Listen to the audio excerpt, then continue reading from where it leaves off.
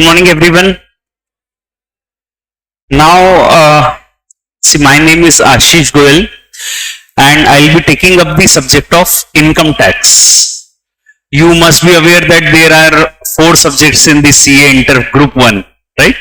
So let us. अब 3 हैं, हाँ अब तो 3 हैं, तो the new course has come up, right?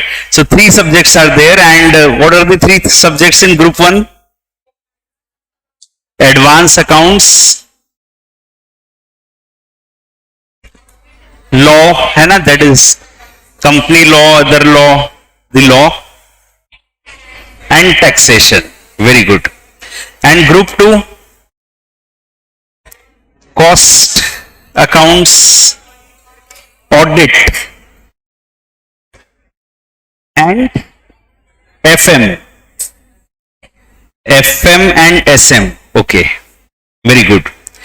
तो अपना सब्जेक्ट जो है वो ये है टैक्स. अब टैक्स का जो सब्जेक्ट है उसके 2 पार्ट्स हैं. Part A direct tax, part B indirect tax.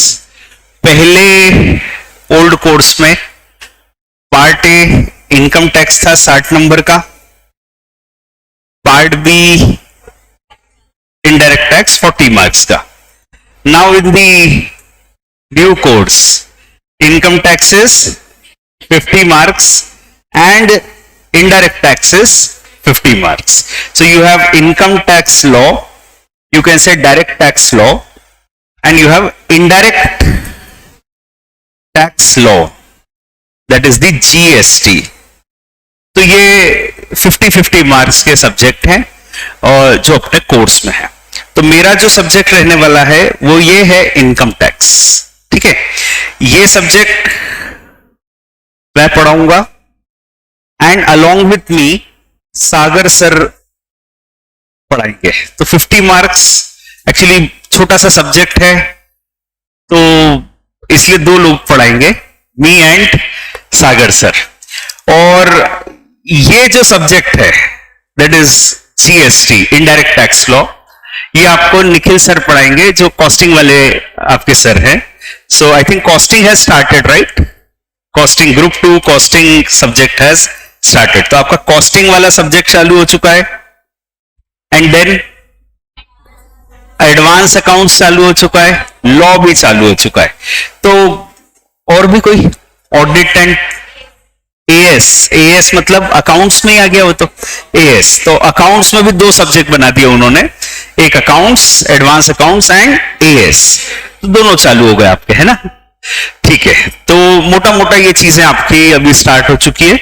अब अपना जो सब्जेक्ट है इनकम टैक्स लॉ, इस सब्जेक्ट में हमको पढ़ना है for the first time in the life taxation का law. Chartered accountants are known for mainly 2 things. ठीक है, I don't know if you have heard of it. लोग जानते हैं कि भाई ये चार्टर्ड अकाउंटेंट है तो 2 चीजों के एक्सपर्ट है. एक है अकाउंट्स एंड ऑडिट, अकाउंट से जुड़ा हुआ सब्जेक्ट ऑडिट. तो अकाउंट्स एंड ऑडिट उसके एक्सपर्ट हैं चार्टर्ड अकाउंटेंट्स, और एक है टैक्सेशन, इसके एक्सपर्ट्स हैं चार्टर्ड अकाउंटेंट. तो जब भी हम बात करते हैं चार्टर्ड अकाउंटेंट की तो अपने दिमाग में यही रहता है कि भाई they are experts in accounts, they are experts in audit, है ना, एंड टैक्स. नाउ हमें जो पढ़ना है अपना सिलेबस इनकम टैक्स 50 मार्क्स वाला, उसमें हमारा जो फोकस है वो है इनकम टैक्स लॉ पढ़ने का, इनकम टैक्स का लॉ पढ़ने का. Law word is very important here. Income tax का जो कानून है वो पढ़ना है अपने को. इनकम टैक्स को अलग अलग तरीके से पढ़ा जा सकता है. एक तरीका होता है इकोनॉमिक्स, कि ऐसा क्यों है, सरकार टैक्स क्यों लेती है, इतने टैक्स रेट क्यों हैं, सरकार ने ये क्यों रखा tax rate, that is economical factors, economics. और एक होता है दैट इज द लॉ, कानून जो पार्लियामेंट ने पास किया है. तो अपना जो सब्जेक्ट है वो है इनकम टैक्स लॉ। ऐसे ही जब आप जीएसटी पढ़ोगे तो वो रहेगा जीएसटी का law, indirect tax law. Law word is very important. एक सब्जेक्ट है आपका company law and other laws, वहां भी लॉ पढ़ना है आपको, ठीक है। तो अब मैं लॉ वर्ड पे एम्फेसाइज इसलिए कर रहा हूं क्योंकि मैं जानता हूं कि आपने सीए फाउंडेशन में ऑलरेडी लॉ पढ़े हैं कुछ, ठीक है। You have studied the contract act, sale of goods act, partnership act, LLP act, चार लॉ पढ़ के आ चुके हो आप। तो आप कंपनीज एक्ट भी पढ़ लिया, ओ माय गॉड, बहुत सारा लॉ आप पढ़ के आ चुके हो, तो बहुत ही अच्छी बात है। तो अब मेरा सबसे पहला प्रश्न है कि कानून क्यों होता है?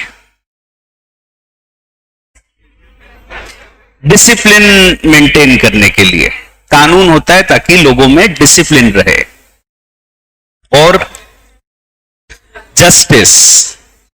क्यों कुछ लोगों में झगड़ा हो जाए तो सही कौन है गलत कौन है, न्याय कैसे होगा? तो कानून बताता है ये सही है ये गलत है। तो कानून इसलिए होता है ताकि न्याय हो, ताकि लोगों में सिस्टम एक डेवलप हो, डिसिप्लिन हो, किसी चीज को करने का यह तरीका सही है, ऐसे ही करना है। कार ड्राइव करना है जैसे, तो कार ड्राइव करने का एक लॉ है, ट्रैफिक का लॉ है कि कार ऐसे ही ड्राइव करना है, लेफ्ट साइड में ड्राइव करना है, अपनी लेन में चलाना है, जो भी रूल्स है। तो रूल्स एंड लॉ इसलिए होते हैं ताकि लोगों में एक सिस्टम डेवलप हो, डिसिप्लिन हो, लोगों में डिस्प्यूट हो तो न्याय हो सके, जस्टिस हो सके। और कोई reason? Why do we have law? Equality, equality के लिए लॉ होता है। तो सबको बराबर ट्रीट किया जाए, ऐसा स्कूल में आपने पढ़ा हो, everybody is equal before law and he has equal protection of law.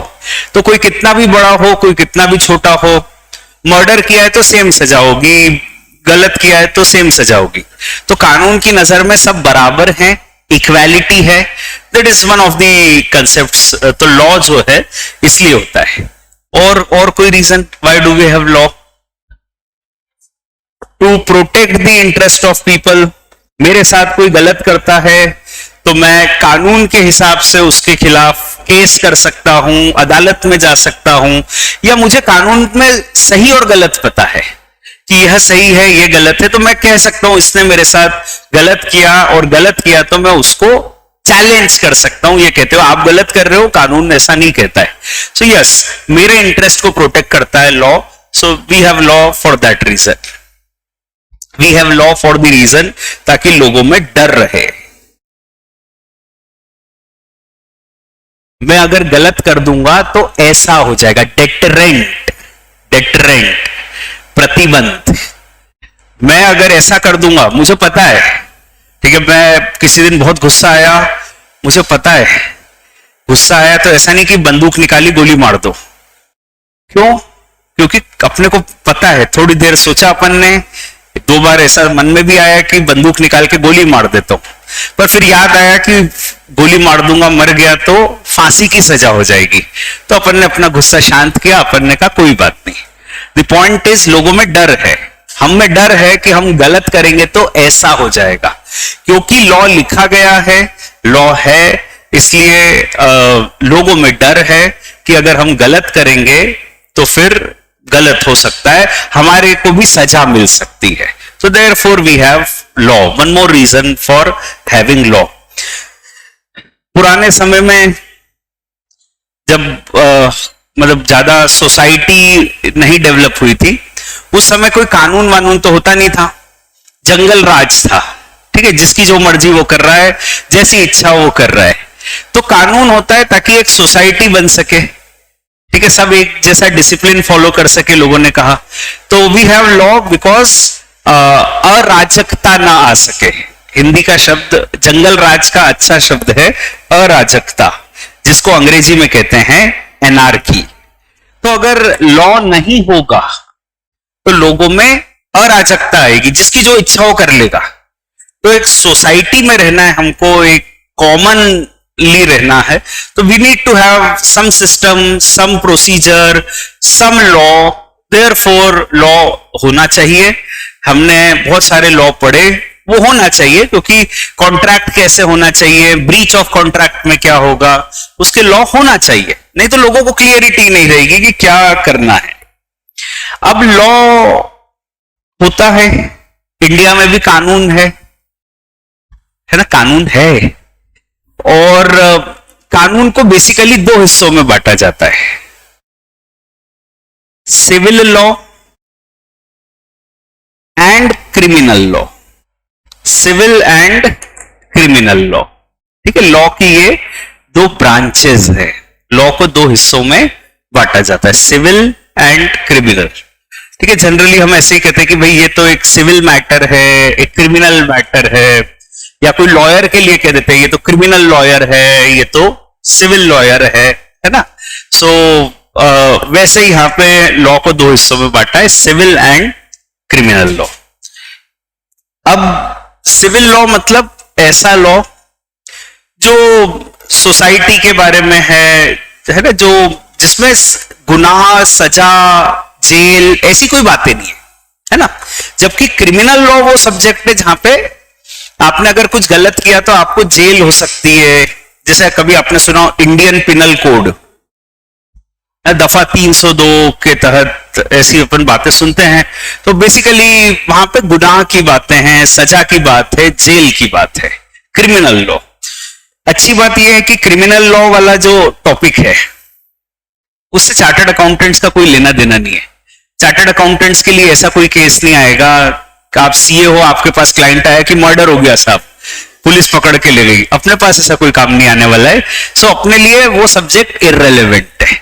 अपने को लॉ क्यों पढ़ा रहे हैं सीए में, वो मैं आपको बताना चाह रहा हूं, उस पर डिस्कशन करना चाह रहा हूं कि भाई लॉ क्यों पढ़ रहे हो आप। लॉ तो पढ़ने की जरूरत नहीं है क्योंकि वो तो वकीलों का सब्जेक्ट है। तो as a chartered accountant what sense does it make. तो क्रिमिनल लॉ पढ़ने का कोई सेंस नहीं है। सीए में क्रिमिनल लॉ नहीं पढ़ाया जाएगा आपको, फाउंडेशन में भी नहीं पढ़ाया, इंटर में भी नहीं, और फाइनल में भी नहीं पढ़ाया जाएगा, ठीक है। तो criminal law is irrelevant for us. अब अपन आते हैं सिविल लॉ की प्रति। तो सिविल लॉ जो है उसकी कई ब्रांचेस होती है, सिविल लॉ की कई ब्रांचेस होती है, ठीक है। हम लोग ऐसा कह देते हैं कि जो सिविल लॉ है उसमें कुछ ऐसे लॉ होते हैं जो ऑर्गेनाइजेशनल स्ट्रक्चर से संबंधित है ना। कुछ ऐसे लॉ होते हैं जो organisation, please wait, we have a class running up, those who are in the back side.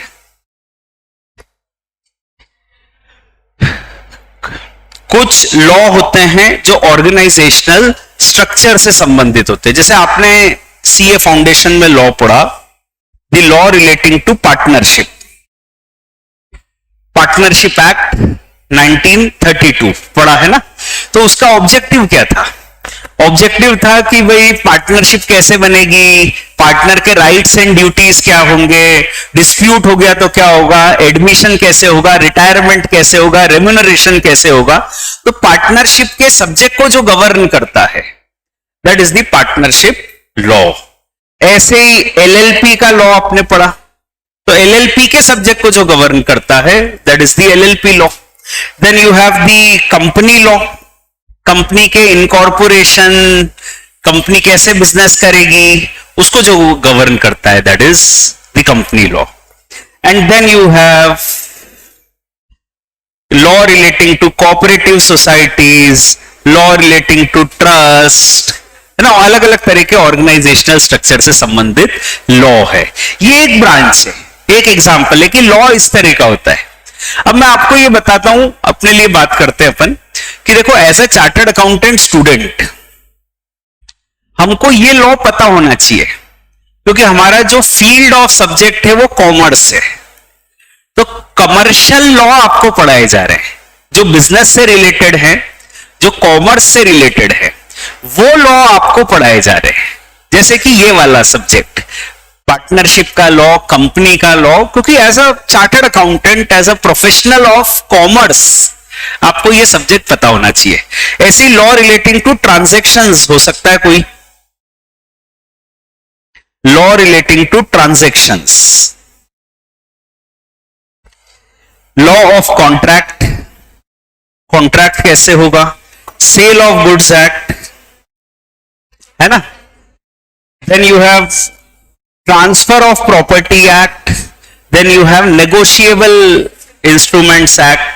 तो ये वो सब्जेक्ट है जहां पर लॉ होता है relating to business, relating to transactions. अपन कॉमर्स वाले लोग, अपने से संबंधित ये सब्जेक्ट है, तो अपने को पढ़ाया जाएगा। ऐसे ही कहीं आपको पढ़ाया जाएगा फॉरेन से रिलेटेड लॉ, इंपोर्ट एक्सपोर्ट से रिलेटेड लॉ, ठीक है। हो सकता है कहीं सीए में आपको पढ़ाया जाए एक लॉ जिसको कहते हैं FEMA, foreign exchange management act. Import export कैसे करना, क्या प्रोसीजर, क्या अप्रूवल लेना पड़ता है, तो वो पढ़ाया जा सकता है सीए में। क्यों? क्योंकि आपसे रिलेटेड है वो। It is related to chartered accountants, it is related to business, ठीक है। आपको सिविल लॉ ये वाला नहीं पढ़ाएंगे कभी भी कि ट्रैफिक का कानून पढ़ो, ठीक है, क्योंकि वो चार्टर्ड अकाउंटेंट बिजनेस कॉमर्स से रिलेटेड नहीं है। आपको रेलवे का कानून नहीं पढ़ाएंगे कि रेलवे का लॉ क्या है। आपको शहरी विकास, टाउन एंड कंट्री प्लानिंग का लॉ नहीं पढ़ाएंगे क्योंकि वो आपसे संबंधित नहीं है ना। आपका सब्जेक्ट जो है सीए कोर्स जो डिजाइन किया गया है, ओल्ड कोर्स हो न्यू कोर्स हो, बड़ा सिस्टमैटिकली उसको डिजाइन किया गया है।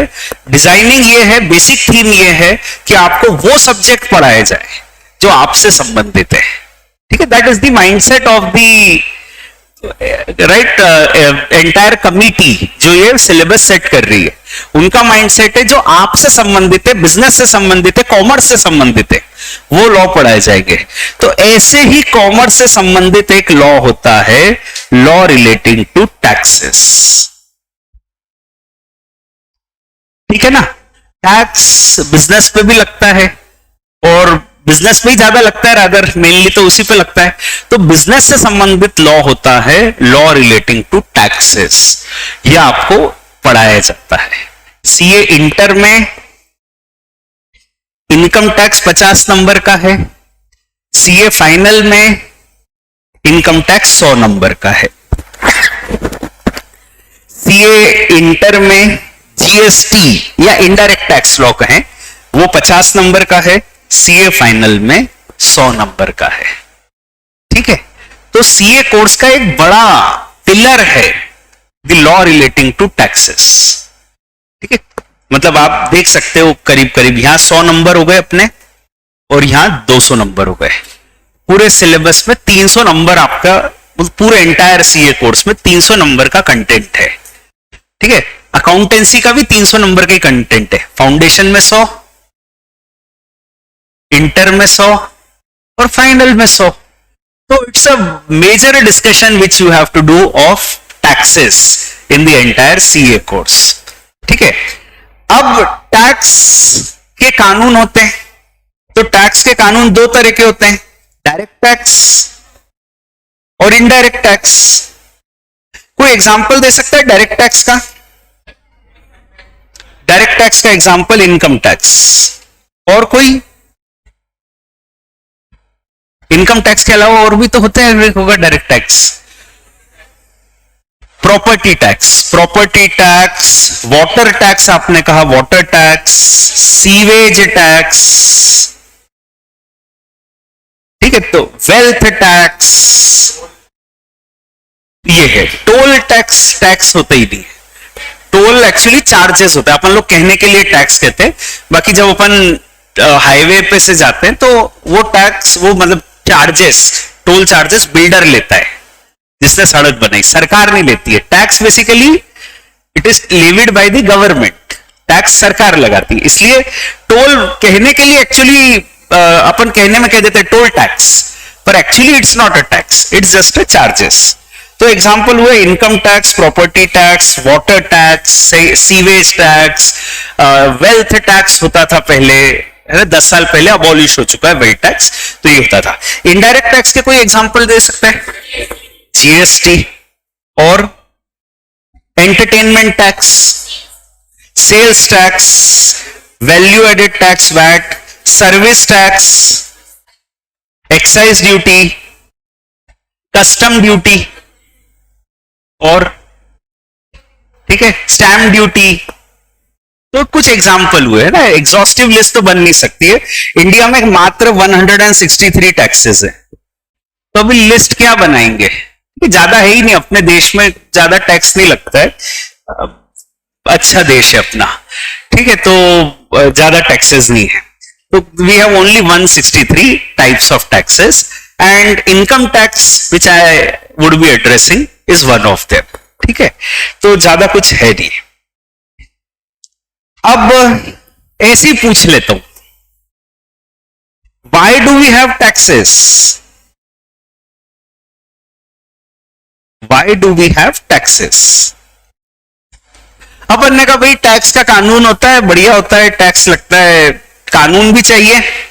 अपन ने कहा कानून होना चाहिए, सिस्टम होता है, एक डिसिप्लिन होता है, सबको एक स्टैंडर्ड मैकेनिज्म हो गया कोई चीज को करने का, लोगों में डर है, प्रोसीजर है, जो भी अपन ने बातें कही, तो कानून भी होना चाहिए, टैक्स का भी कानून है, ठीक है। अब टैक्सेस क्यों होते हैं? Why do we have taxes? तो right, somebody said taxes are required to run the country. सरकार को देश चलाने के लिए चाहिए पैसे, तो पैसे कहां से आएंगे? हम टैक्स देंगे, उससे सरकार को पैसा मिलेगा, पैसा मिलेगा तो देश चलेगा। तो that is one reason. And you are saying something, equality of income, equality of income. अमीरों से टैक्स लो और वो जो अमीरों से टैक्स लो गरीबों के बेनिफिट में यूज करो। तो टैक्सेस क्यों होते हैं? ताकि वो जो डिस्प्रपोर्शन है, ठीक है, डिस्पैरिटी ऑफ इनकम है, उसको ठीक किया जा सके। तो आइडिया यही है कि भाई गरीबों को बेनिफिट करना है। और गरीबों का बेनिफिट कैसे होगा? अमीरों से पैसा लिया जाता है, वो गरीबों के बेनिफिट में यूज किया जाता है। तो we have taxes, one of the reason of having taxes is this, कि अमीरों से पैसा लो और वो गरीबों के बेनिफिट में यूज करो। सो इक्वालिटी आपने एक रीजन दिया, ठीक है। देश चलाने के लिए पैसा चाहिए, सड़कें बनाने के लिए पैसा चाहिए, डेवलपमेंट के लिए पैसा चाहिए, बहुत सारी चीजें देश चलाने में सब बातें आ गई, ठीक है। Almost everything has come up कि भाई जो भी खर्चे सरकार को करने पड़ते हैं वो सब खर्चे करने के लिए टैक्स की जरूरत है। एंड आपने बताया कि अमीरों से पैसा लेके गरीबों के लिए यूज करने के लिए टैक्सेस चाहिए। और एक रीजन एक्चुअली ये भी होता है कई बार टैक्सेस का, कि सरकार चाहती है रिफॉर्म करना। रिफॉर्म करना, रिफॉर्म मतलब लोगों को फायदा देना। तो टैक्सेस और इकोनॉमिक्स कनेक्टेड सब्जेक्ट होते हैं। आप कभी ऐसी बजट स्पीच देखोगे, कभी आपने देखी होगी, तो उसमें ऐसी बातें होती है कि भाई हम चाहते हैं कि इंफ्रास्ट्रक्चर का डेवलपमेंट हो, तो जो भी इंफ्रास्ट्रक्चर डेवलपमेंट करेगा उसको इनकम टैक्स से एग्जम्पशन दे देते हैं, इनकम टैक्स नहीं लगेगा। तो अब सब पर इनकम टैक्स लग रहा है, पर जो इंफ्रास्ट्रक्चर डेवलप कर रहा है उसको इनकम टैक्स से एग्जम्पशन दे दिया, ठीक है। तो पूरे देश के बड़े व्यापारी, खूब पैसे वाले लोग, वो क्या करेंगे? अब जो नया बिजनेस चालू करेंगे वो इंफ्रास्ट्रक्चर डेवलपमेंट का चालू करेंगे। इकोनॉमी के रिसोर्सेस चैनलाइज हो जाएंगे इंफ्रास्ट्रक्चर डेवलपमेंट में, क्योंकि बाकी बिजनेस में तो 30-40% टैक्स लग जाएगा, पर इंफ्रास्ट्रक्चर डेवलपमेंट पे टैक्स नहीं लगेगा। तो कहीं ना कहीं लोगों को एनकरेजमेंट मिलेगा कि हम भी इंफ्रास्ट्रक्चर डेवलपमेंट का बिजनेस करें। सरकार चाहती है पावर जनरेशन को एनकरेज करना, तो उन्होंने कहा सब चीजों पर जीएसटी लगेगा, पर पावर जनरेशन पे जीएसटी एग्जम्प्ट है। तो जो व्यापारी है वो सोचेंगे बढ़िया अपन पावर जनरेशन बिजनेस करो, देखो जीएसटी नहीं लगेगा या इनकम टैक्स नहीं लगेगा। तो कहीं ना कहीं गवर्नमेंट कई बार टैक्सेस इसलिए देती है ताकि वो कहें कि भाई सब पर ये टैक्स लगने वाला है, पर अगर आप अच्छा काम करोगे, जो हम चाहते हैं, जो हमारी इकोनॉमिक पॉलिसी है, वो वाला काम करोगे, तो फिर हम आपको टैक्स से एग्जम्पशन दे देंगे। तो इकोनॉमी के रिसोर्सेस को चैनलाइज करने के लिए भी कई बार टैक्सेस होते हैं, ताकि गवर्नमेंट पॉलिसी इंप्लीमेंट की जा सके, इसलिए भी टैक्सेस होते हैं। ठीक है, टैक्सेस होते हैं। दुनिया में 195 कंट्रीज हैं करीबन, है ना। कॉन्ट्रोवर्शियल एक्चुअली, कोई कहता है, बहुत सारे लोग कहते हैं हमारा ये देश है, तो ताइवान हमारा है, जैसे चाइना कहता है, तो वो कंट्रोवर्सी है। कहने के लिए अपन कह देते हैं 195 कंट्रीज है। अब ये 195 कंट्रीज जो है, इसमें से अधिकतर देश टैक्स लगाते हैं, पर कुछ ऐसे देश हैं जो टैक्स नहीं भी लगाते हैं। उन देशों को हम नाम देते हैं टैक्स हेवन। टैक्स हेवन स्वर्ग है, ये टैक्स के हिसाब से स्वर्ग है। क्यों टैक्स हेवन बन जाते हैं देश? कई ऐसे देश हैं, जैसे कोई के ध्यान में हो अगर कोई देश जहां पे टैक्सेस नहीं होते, स्विट्जरलैंड में टैक्सेस नहीं होते, और दुबई में नहीं होते थे अभी तक, अब थोड़ा थोड़ा लगाना चालू किया उन्होंने। तो दुबई पुराना एग्जाम्पल दुबई है। स्विट्जरलैंड इज एन एग्जाम्पल जहां टैक्सेस नहीं होते हैं, और कोई मॉरिशियस में टैक्सेस नहीं होते हैं। ठीक है, तो ऐसे कुछ एग्जाम्पल है। करीब करीब 40 देश हैं दुनिया में जहां पे टैक्सेस नहीं होते। हांगकांग में नहीं होते टैक्सेस। ठीक है, तो कुछ देश टैक्स हेवन बन जाते हैं, वो टैक्सेस नहीं लगाते हैं। क्यों नहीं लगाते हैं टैक्सेस? क्योंकि यस, किसी ने कहा कि साहब देश चलाने के लिए पैसे की जरूरत होती है, तो वो टैक्स लेते हैं। ये इतने पैसे वाले देश हैं कि इनको देश चलाने के लिए टैक्स की जरूरत नहीं है, ये ऐसे ही अपना देश चला लेते हैं। इनके पास कोई इकोनॉमिक रिसोर्स है, रेयर मिनरल है से, उसको वो कंट्रोल करते हैं। तेल है इनके पास, तो उन्होंने कहा देश चलाने के लिए टैक्स की क्या जरूरत है, थोड़ा सा तेल के भाव को ऊपर नीचे कर दो, ऐसे ही ज्यादा थोड़ा पैसा आ जाएगा। ज्यादा पैसा अपना देश जब जरूरत हो तब मैनेज कर लो। They have economic resources. ठीक है, कई देश हैं जैसे कतर है, दुबई का तो अब ऑयल पे डिपेंडेंस कम हो गया, तो कतर एक देश है, वहां पे टैक्सेस पे डिपेंडेंट नहीं है, वो टैक्स है ही नहीं, क्योंकि तेल का प्रोडक्शन बहुत ज्यादा है। जनरली ऑयल प्रोड्यूसिंग कंट्रीज जो है उनमें अक्सर टैक्सेस नहीं होते हैं, बिकॉज उनको देश चलाने के लिए टैक्स पे रिलाय करने की जरूरत नहीं है। They are already economically sufficient, they have already economic resources, sufficient economically resources, उससे वो अपना देश चला लेते हैं, सरप्लस में है उनकी इकोनॉमी, उनको चिंता नहीं है। ठीक है, और कोई reason why countries become tax havens? कि हम तो टैक्स हेवन बन जाते हैं, टैक्स नहीं लेंगे। टू प्रमोट फॉरेन इन्वेस्टमेंट, देश टैक्स हेवन बन जाते हैं ताकि वो फॉरेन इन्वेस्टमेंट को प्रमोट कर सके। आज से कुछ साल पहले चाइना में इतना इकोनॉमिक डेवलपमेंट नहीं था, तो चाइना ने ऐसा किया कि अपने देश का एक हिस्सा साउथ सी चाइना, एक एरिया, उसमें एसईजेड बनाना चालू किए। एसईजेड पता है, स्पेशल इकोनॉमिक जोन। तो उन्होंने एसईजेड बनाना चालू किए, और वहां पे उन्होंने कहा कि भाई फॉरेन कंपनीज आए, अपनी इंडस्ट्री सेटअप करें, बिजनेस करें, और जो भी प्रोडक्शन करते हैं उसको चाइना के बाहर एक्सपोर्ट कर दें। इस सब का फायदा उन कंपनीज को यह मिलेगा कि उनको चाइना में इनकम टैक्स नहीं लगेगा। तो कोई कंपनी है यूएस में, उस समय का एग्जांपल लेता हूं, आईबीएम कंपनी है, यूएस में थी। वो चाइना क्यों आए? उन्होंने चाइना में आके क्यों प्रोडक्शन करें? तो चाइना ने फायदे बताए। एक फायदा यह बताया कि हमारे पास एक रिसोर्स बहुत सरप्लस में है, और वो है लेबर। पॉपुलेशन बहुत है हमारे यहां, तो तो आप चाइना में आओ, आपको सस्ता और अच्छा लेबर मिल जाएगा, सस्ते में मिल जाएगा। तो एक तो ये है, आपके यहां तो देखो कितना महंगी है सब चीजें, हमारे यहां सरप्लस है तो हम सस्ते में दे सकते हैं। दूसरा रीजन, चाइना में जब आप आओगे तो आपको वर्ल्ड क्लास इंफ्रास्ट्रक्चर मिल जाएगा। ऐसा नहीं कि फैक्ट्री इंडस्ट्रियल एरिया बनाया वहां गड्ढे भरे हुए हैं, ठीक है, ट्रक फंस गए रोज वहां पे। वर्ल्ड क्लास इंफ्रास्ट्रक्चर देंगे हम आपको।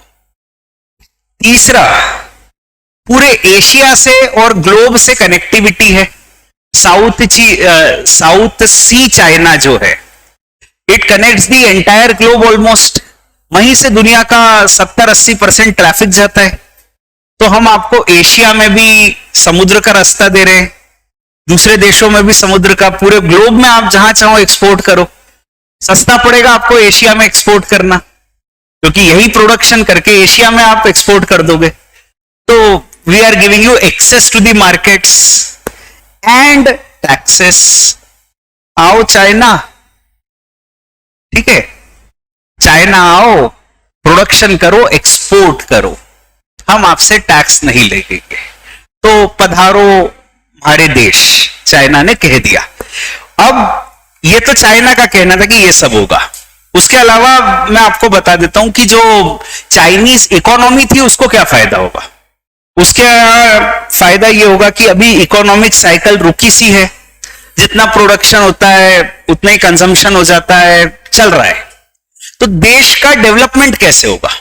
डेवलपमेंट ऐसे होगा जब फॉरेन इन्वेस्टमेंट आएगा। फॉरेन इन्वेस्टमेंट आएगा तो क्या होगा? इंडस्ट्री सेटअप होगी। इंडस्ट्री सेटअप होगी तो क्या होगा? लोगों को एम्प्लॉयमेंट मिलेगा। एम्प्लॉयमेंट मिलेगा तो क्या होगा? लोगों की परचेसिंग पावर बढ़ेगी, इनकम आएगी तो पैसा आएगा हाथ में, खरीदने की कैपेसिटी बढ़ेगी तो demand for the goods will come. Demand for the goods आएगी तो क्या होगा? और ज्यादा इंडस्ट्रीज की जरूरत आएगी। और ज्यादा इंडस्ट्रीज की जरूरत आएगी तो और फॉरेन इन्वेस्टमेंट आएगा। और फॉरेन इन्वेस्टमेंट आएगा तो और एम्प्लॉयमेंट। इकोनॉमिक साइकिल जो रुकी सी है वो चल जाएगी एंड इकोनॉमिक डेवलपमेंट होगा। तो अक्सर जो देश इकोनॉमिक डेवलपमेंट चाहते हैं, जो फॉरेन इन्वेस्टमेंट को एनकरेज करना चाहते हैं, वो लोग अपने यहां पर ऐसे टैक्स हेवन बना लेते हैं या पूरा देश को ही टैक्स हेवन डिक्लेयर कर देते हैं, ठीक है। एंड देन ये जो प्रोडक्शन होगा चाइना में, ये चाइना के लोग थोड़ी खरीदेंगे। आईबीएम का कंप्यूटर उस जमाने में वहां के लोगों को समझ ही नहीं आता था कंप्यूटर, तो चाइना के लोगों के लिए थोड़ी प्रोडक्शन हो रहा है। ये जो प्रोडक्शन होगा ये दुनिया भर में होगा एक्सपोर्ट, और जब ये दुनिया भर में एक्सपोर्ट होगा तो चाइना को मिलेगी फॉरेन करेंसी, बहुत सारा पैसा, और इस पैसे से चाइना जो चाहे खरीद सकता है, देशों को भी खरीद सकता है, ठीक है, इतना पैसा।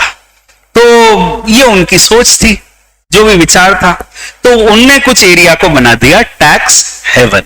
तो कंट्रीज टैक्स हेवन क्यों बनते? One of the reason you said is उनके पास बहुत सफिशिएंट रिसोर्सेज हैं जिससे वो देश चला सकते हैं, टैक्स पे उनका डिपेंडेंस नहीं है, ठीक है। और दूसरा टैक्स हेवन बनते हैं ताकि फॉरेन इन्वेस्टमेंट आए, इकोनॉमिक डेवलपमेंट हो, इसलिए कंट्रीज टैक्स हेवन बनते हैं। इंडिया भी कुछ हद तक टैक्स हेवन है। इंडिया में भी एसईजेड वगैरह है, तो कुछ ऐसे एरियाज हैं जहां पर हम फॉरेन इन्वेस्टमेंट को एनकरेज करते हैं। हम कहते हैं आओ हमारे यहाँ बेंगलोर में, वहां पे एक एसईजेड है, देश भर में 1000 से ऊपर एसईजेड है, तो यहां पर आके आप मैन्युफैक्चर करो, बिजनेस करो, एक्सपोर्ट करो, हम आपके साथ हैं, हम आपसे टैक्सेस नहीं लेंगे या कम लेंगे या जो भी है। तो वो माइंडसेट के साथ इंडिया में भी कई जगह पर we have tax havens, we have the concept of foreign investment. We also want to encourage the foreign investment. ठीक है, थोड़ा आइडिया लगा भी। अब ठीक है, वो तो एसईजेड की बात अलग है, बाकी इंडिया में तो टैक्सेस है। हमारे देश की सरकार टैक्सेस लेती है क्योंकि हमारे देश चलाने के लिए सरकार को पैसे की जरूरत है, बहुत जरूरत है। देश इतना बड़ा है, इतनी जनसंख्या है और रिसेंटली समवेयर या तो हमने चाइना को क्रॉस कर दिया होगा या क्रॉस करने वाले थे जून में, तो कर ही दिया होगा। तो we must have cross China. अब we are the largest population in the world and therefore बहुत बड़ा देश है, चलाने के लिए बहुत सारे पैसे की जरूरत है। तो बहुत सारे पैसे की जरूरत है, इसलिए हम बहुत सारा टैक्स लेते हैं। ठीक है, भारत की सरकार बहुत टैक्सेस लेती है। डायरेक्ट टैक्स से करीब करीब 15-17 लाख करोड़ रुपए का कलेक्शन करती है और इनडायरेक्ट टैक्स से भी करीब करीब 15-17 लाख रुपए का 15-17 लाख करोड़ रुपए का कलेक्शन करते हैं। 30-32 लाख करोड़ का कलेक्शन टैक्सेस से होता है। तो बहुत सारा हमको देश में जरूरत है पैसे की। कुछ लोग ऐसे ही कहते हैं कि भाई टैक्स खत्म कर देने चाहिए ताकि और फॉरेन इन्वेस्टमेंट आए। पर क्या सरकार को पैसा मिल रहा है ना, 30 लाख करोड़ घर बैठे मिल रहा है, तो ऐसे थोड़ी खत्म कर दोगे आप। कोई ने कहा जीएसटी हटा दो, ठीक है कह तो दिया, पर कैसे हटाओ? 15 लाख करोड़ रुपए अपने को घर बैठे मिल रहा है बिना मेहनत के, क्यों हटा दे? ठीक है, कोई कहता है इनकम टैक्स हटा दो, कोई जरूरत नहीं है, कम कर दो। 15 लाख करोड़ मिल रहा है, क्यों कम कर दें? तो भारत की सरकार को पैसे की बहुत जरूरत है, इसलिए हम टैक्सेस लेते हैं। ठीक है, टैक्सेस हैं अपने देश में। अब टैक्सेस को हम क्लासिफाई करते हैं into broadly 2 categories, direct tax and indirect tax. ठीक है, direct tax and indirect tax. Do you know that what is the difference between a direct tax and an indirect tax? What is a direct tax? What is an indirect tax? Individual की personal income पे जो लगता है वो direct tax है, direct tax है। और indirect tax goods and services पे लगता है, वो इनडायरेक्ट टैक्स है। ठीक है, और कोई बात?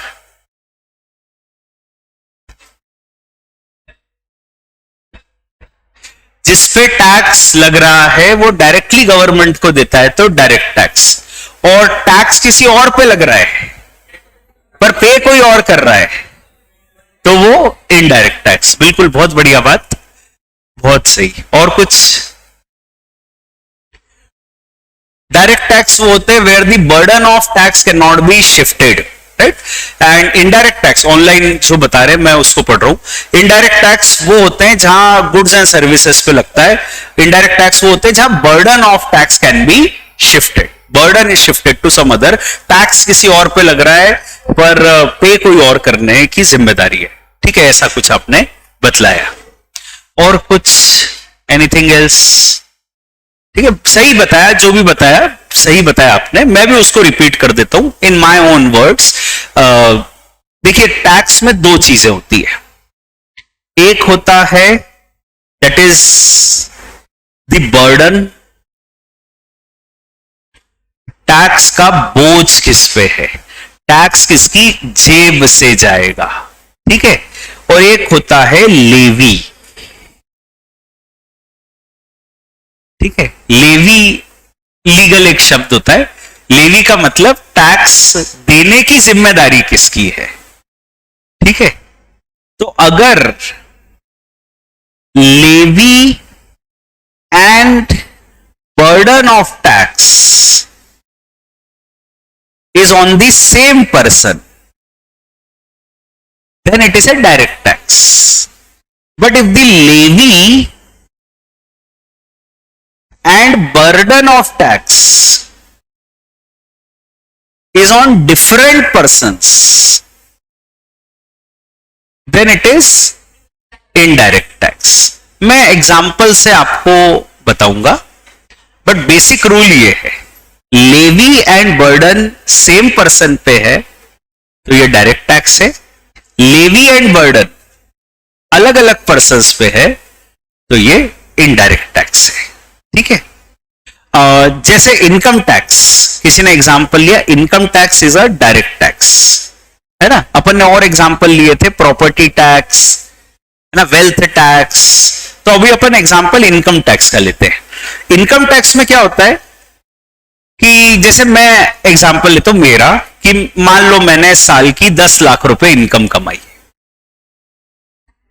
ये जो 10 लाख रुपए की इनकम कमाई है, इस पे टैक्स बनता है 1,20,000, मान लो एग्जाम्पल के तौर पे 10 लाख की इनकम है, टैक्स बनता है 1,20,000।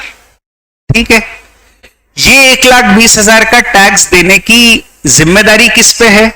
मेरे पे। और ये 1,20,000 किसकी जेब से जाएगा?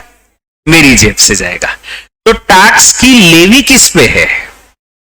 मुझ पे है। और बर्डन टैक्स जो है, पैसे किसकी जेब से जाएंगे? ये भी मेरी जेब से जाएंगे। तो levy and burden is on the same person, it's a direct tax. Indirect tax, levy and burden is on a different person. Example से समझो, जैसे आपने एग्जाम्पल लिया कि भाई इनडायरेक्ट टैक्स का एग्जाम्पल होता है जीएसटी, है, जीएसटी इज एन एग्जाम्पल। तो मान लो आप किसी दुकान पे गए, बाजार गए, शॉपिंग कर रहे हो, मान लो मोबाइल खरीद रहे हो, 50,000 का मोबाइल है। अब मोबाइल आपने खरीदा, यू आर दी बायर, दुकानदार सेलर है। ठीक है, 50,000 के मोबाइल पे से सिंप्लिसिटी के लिए कह रहा हूं कि से 10% जीएसटी लगता है। ठीक है, देखो टैक्स लगता है अमीरों पे, और अमीरी के दो क्राइटेरिया अलग अलग है। एक क्राइटेरिया है अमीर वो है जो ज्यादा पैसा कमाता है, इनकम टैक्स। और एक क्राइटेरिया वो है कि अमीर वो है जिसके पास परचेसिंग पावर ज्यादा है, जो ज्यादा खर्च कर सकता है। इनकम कमाने का टैक्स इनकम टैक्स, और खर्चा करने का टैक्स जीएसटी। जीएसटी को कई बार हम एक्सपेंडिचर टैक्स भी कहते हैं, कि खर्चा करने पे टैक्स लग रहा है।